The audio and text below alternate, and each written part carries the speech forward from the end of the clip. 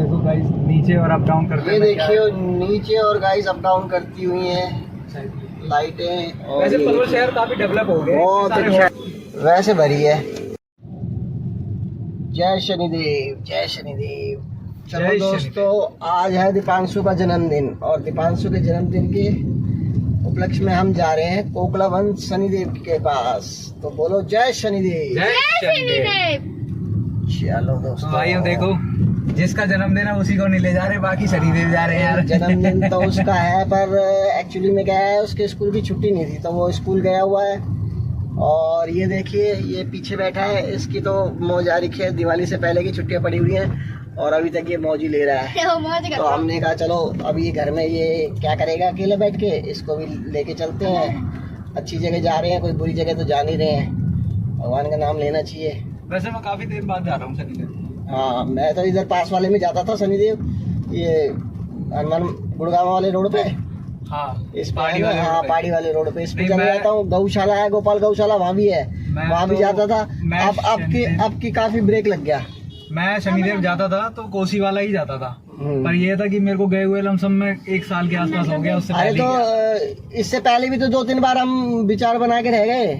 विचार बनता था लेकिन जा नहीं पाते दोस्तों। शनिदेव बाबा को आज बुलाना था तो शनिदेव महाराज का बुलावा होता है तो आदमी पहुंचता नहीं है, पहुंच जाता है। बिल्कुल। और आज बुलावा था उनका तो आज हम निकल पड़े घर से। और जब पहले हम विचार बनाते रह गए, जाते रह गए, लेकिन जा नहीं पाए। 2-3 बार विचार बन के कैंसिल हो गया कि हाँ चल रहे हैं, नहीं चल रहे हैं, बुलावा ही नहीं था। तो अब बुलावा आया तो अब चल रहे हैं। मैं कर रहा हूँ।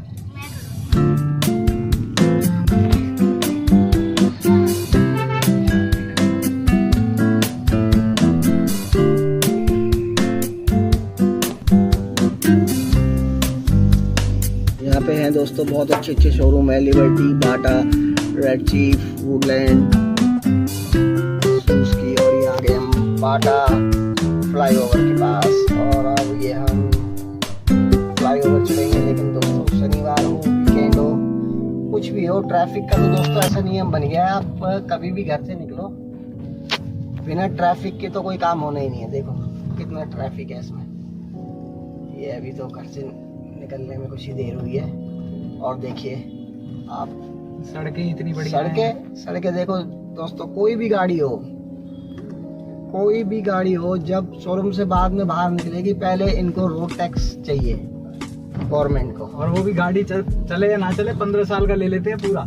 हाँ, कमर्शियल गाड़ी में सब में ही लाइफ टाइम का ही होता है, सब में ये स्टेट टैक्स तो पूरे जब तक उसकी वैलिडिटी है जब तक का पूरा काट लेते हैं। हाँ, जब तक का काट लेते हैं। और रोडों की हालत देखो, हर साल पता नहीं कितने सैकड़ों हजारों लोगों की इसमें इन गड्ढों के कारण, रोडों के कारण डेथ हो जाती है। लेकिन कोई मतलब नहीं है। इंश्योरेंस करवाओ गाड़ी का, सब कुछ करवाओ। और कितनी ही गाड़ियाँ डेली इन गड्ढों से गुजरती हैं और कितना ही नुकसान होता है पब्लिक का। एक तो इनको रोड टैक्स पूरा चाहिए, रोड टैक्स दो। उसके बाद देख रहे हो पूरा, मतलब आदमी बड़ा बुजुर्ग हो, बीमार हो, कोई कैसा भी हो, मतलब गाड़ी में बैठ ही नहीं सकता ढंग से। जब 4 व्हीलर पे बैठने के बाद ये हाल है दोस्तों, तो ये सोचो 2 व्हीलर वालों का क्या हाल होता होगा। 2 व्हीलर वालों क्या, जो बंदा ऑटो में बैठता है उसके पेट में तो वैसे ही दर्द होता है। ऑटो चलते हैं, टेम्पू है, तो भाई साहब आपको तो ऐसे लगता है बिना सस्पेंशन वाली गाड़ी में बिठा दिया, बस डायरेक्ट हिट होती है रोड। और एक्सीडेंट भी ज्यादातर 2 व्हीलर वालों के ही होते हैं। क्यों, अचानक से ब्रेक मारनी पड़ती है उन्हें, टूटी सड़कें, कहाँ जाए बेचारे। और 4 व्हीलर वाले का तो क्या है, गाड़ी में नुकसान होगा वही झेलता है, लेकिन नुकसान तो है ही कुल मिला के दोस्तों। तो ये बहुत गलत तरीका है। इनको जिस प्रकार से टोल टैक्स काटते हैं, सब कुछ करते हैं, उस प्रकार से इनको रोडों की कंडीशन भी तो एकदम करनी चाहिए। अभी ये देखो, ये हाईवे से लगा पुल है ये, और इतनी बुरी हालत है इसमें। और अगर भगवान न करे बरसात हो जाए थोड़ी सी, उसके बाद देखो ये पूरा फ्लाईओवर उधर से फुल हो जाएगा पानी से, और उधर से नीलम चौक का फुल हो जाएगा पानी से। और इन पे तो जब बिना बारिश के इतना जाम है, तो फिर तो दोस्तों देखना आप इस पुल पे कितना जाम लगता है, मतलब पैदल भी निकलने की जगह नहीं होती है।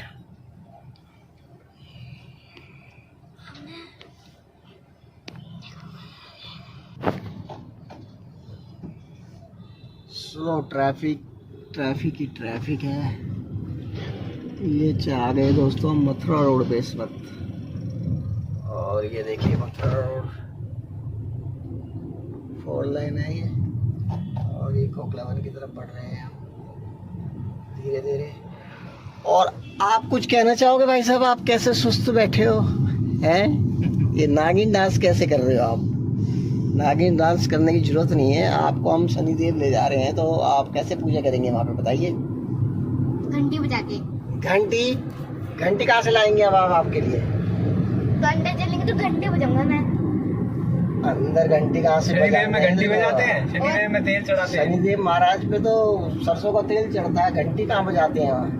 सरसों का तेल चढ़ाओ, काले तिल चढ़ाओ, काला कपड़ा चढ़ाओ, दिया जलाओ, और घंटी कहाँ से? घंटी तो वैसे मंदिर में बजती है घंटी, और वो तो वैसे भी मंदिरों में जो पुजारी होते हैं वो घंटी बजाते हैं। तू कैसे घंटी बजाते हैं मेरे भाई? बता जरा, कैसे बजाएगा तू घंटी?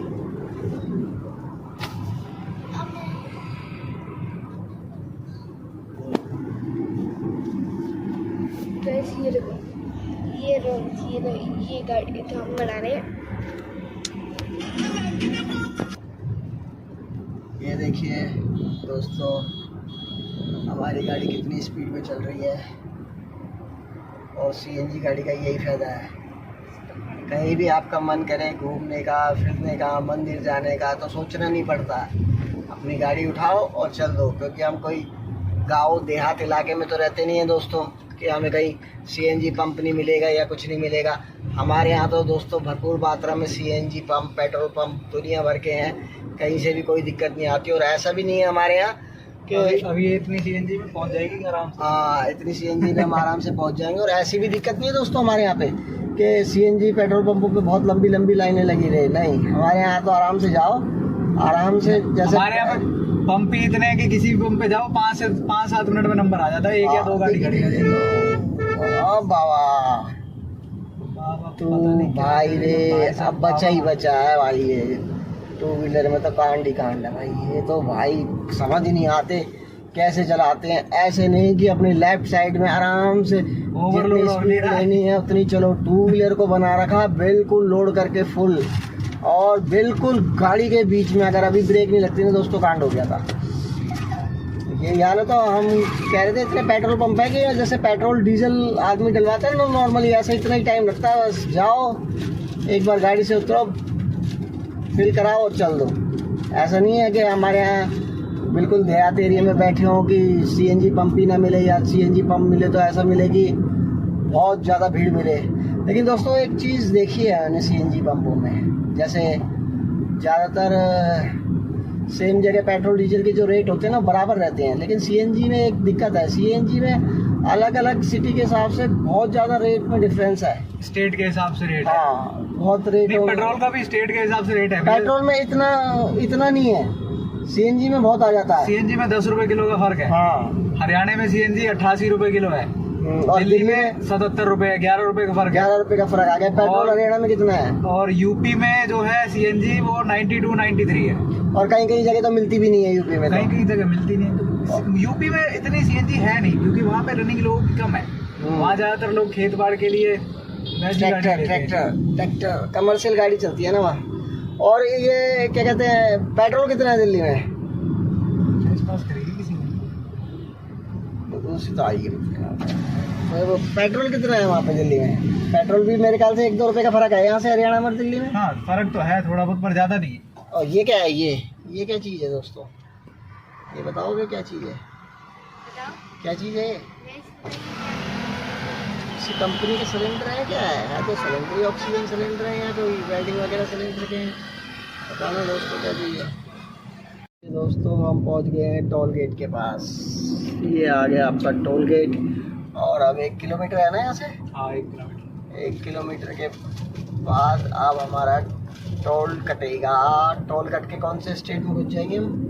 हरियाणा का ही है, पर हरियाणा का पिरथले का टोल टैक्स है। और पिरथले में घुसने वाले हैं, पिरथले में एंट्री मारेंगे। और दोस्तों अभी कुछ ही देर हुई होगी, मुश्किल से घर से निकले हुए आधे घंटे के करीब। और ये देखो, इसको भूख भी लग गई है, तो वो तो हमने घर से ही 2 पानी की बोतल और इसके लिए ये चिप्स विप्स रख लिए थे, तो चिप्स ले लिए हैं। गाड़ी में बैठते ही नाश्ता चल रहा है। नाश्ता चालू हो गया है इसका। घर पे इसको बोला था खा ले कुछ, इसने कुछ खाया नहीं।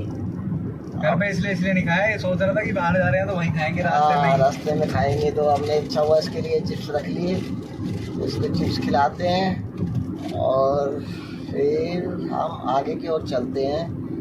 अब आपको दिखाएंगे हम सीधे टोल टैक्स पर। ये देखिए दोस्तों, ये आ गए हम अपने टोल टैक्स पे और अभी हमें पता लगा कि हमारे उस पर रिचार्ज ही नहीं है। तो अच्छा हुआ हमने टोल टैक्स जब तक नंबर आता उससे पहले हमने अपना रिचार्ज करा लिया है। और रिचार्ज कराने के बाद हम ये टोल टैक्स पे आ गए। अभी आपको बताते हैं कितने का टोल टैक्स कटता है इसमें। ये देखिए दोस्तों, ये आ गए हम टोल टैक्स पे और ये अब आएगा हमारा नंबर। चल भाई, कहाँ रुक गई गाड़ी? एक तो कई बार स्कैनर करता नहीं है। ये आ गया दोस्तों हमारा नंबर और ये तो इसमें तो कुछ भी नहीं दिखा रहा, लिखा हुआ कुछ नहीं। मैसेज आएगा फ़ोन में, मैसेज देखते हैं। ये सिर्फ रेड ग्रीन दिखाता है, पैसे वैसे कुछ नहीं दिखाता ना। मशीन पे कहाँ दिखाते हैं? नहीं, उसमें कई जगह गाँव तो वाले में दिखाता है, बस वो डिस्प्ले लगाई हुई है। हाँ, डिस्प्ले जो होती है इसकी, उसमें लिखा हुआ आता है रेट कितने का, अमाउंट नहीं दिखाता, कितना कट रहा है। मैसेज अभी आया नहीं आया? 5 मिनट बाद 10 मिनट बाद आया। अच्छा, 5-10 मिनट बाद आता है। तो ये देखो दोस्तों, ये पुतले का हमने टोल टैक्स पार कर लिया है और ये आगे की जर्नी हमारी चल रही है। और अभी रोड भी पूरा खाली है तो हम सोच रहे हैं सीएनजी पे आज इसको 140 ले खाली है। अभी तो हम नहीं बोलते हैं। ये देखिए दोस्तों, कितनी अच्छी मूर्ति आ गई भोलेनाथ की। हर हर महादेव, शिव शंभू भोलेनाथ तेरी सगाई। हम अपना 60-70 की स्पीड में चलते हैं दोस्तों, और स्पीड हम नहीं चलाते गाड़ी को। इससे गाड़ी भी सेफ, हम भी सेफ, सब सेफ।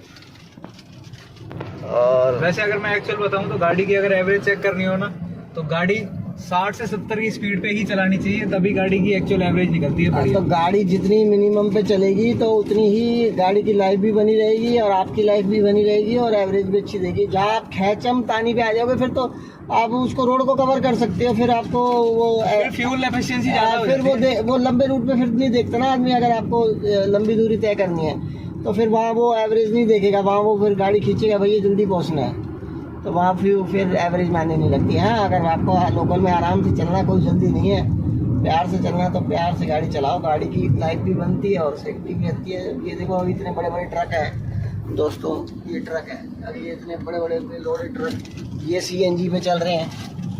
तो अब तो भारी से भारी वाहन भी सीएनजी पे ही चल रहा है।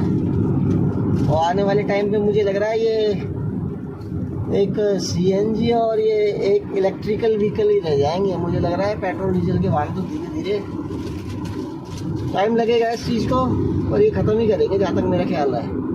ये पूरा इंडस्ट्रियल एरिया है। ये इंडस्ट्रियल एरिया पूरा का पूरा। और ये देखिए, यहाँ बड़ी बड़ी फैक्ट्री हैं मिथिला में। ये देखिए, पूरा का पूरा इंडस्ट्रियल एरिया है और ये इंडस्ट्रियल एरिया से निकल चुके हैं। और ये देखिए कौन सा बोर्ड आगे, इस बोर्ड में देखिए, देखिए कौन सा गाड़ी है, आगरा है।